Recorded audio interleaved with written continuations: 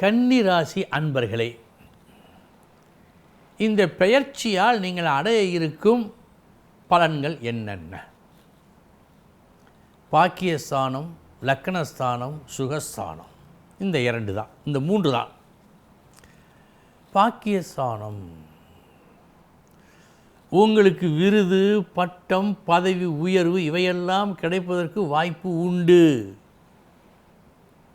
அது கெட்டு போகா வண்ணம் பார்த்து கொள்ள வேண்டிய ஒரு முயற்சி, திறமை வேண்டும். மதி மயக்கம் கூடாது. யாராவது உங்களை அதிகமாக புகழ்ந்தால் அந்த புகழ்ச்சிக்கு மயங்கி அவர்கள் சொல்வதையெல்லாம் கேட்டுவிடக்கூடாது. யாராவது உங்களை இகழ்ந்தால் கோபப்பட்டு ஏதேனும் ஒரு காரியத்தை எதிர் விளைவாக செய்துவிடக்கூடாது. இதில் கவனம் வையுங்கள் போதும். இந்த பெயர்ச்சி பூரண பலனை உங்களுக்கு கொடுக்கும்.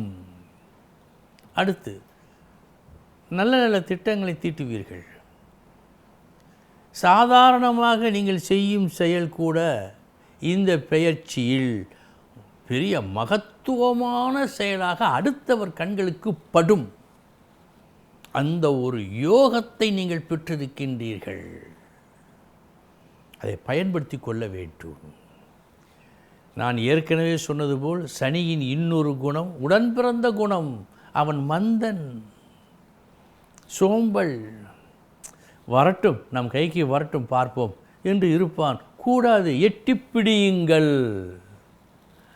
அதுதான் நீங்கள் செய்ய வேண்டியது. முயற்சி சற்று கடுமையாக தேவைப்படும். அப்படி செய்தால் நல்லது நடக்கும் இந்த பெயர்ச்சியில். அடுத்து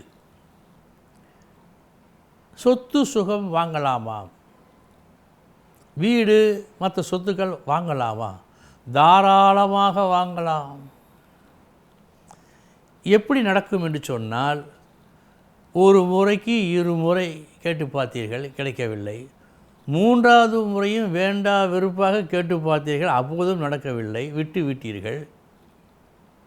சற்று நாள் கழித்து அவரே வந்து உங்களை கேட்கிறார், வாங்கி கொள்ளுங்கள் என்று. இது போன்ற யோகம் இருக்கிறது உங்களுக்கு. ஆக பொறுமை வேண்டும். சிம்மத்துக்கு சொன்னேன், ஆசைப்படு, சற்று அவசரப்படு என்று. ஆனால் கன்னிக்கு அப்படி இல்லை, பொறுமை தேவை. ஒரு வித்தியாசம் இருக்கிறது. இதையும் நீங்கள் கவனத்தில் கொள்ள வேண்டும். இந்த வித்தியாசத்தை பார்த்து கொள்ளுங்கள்.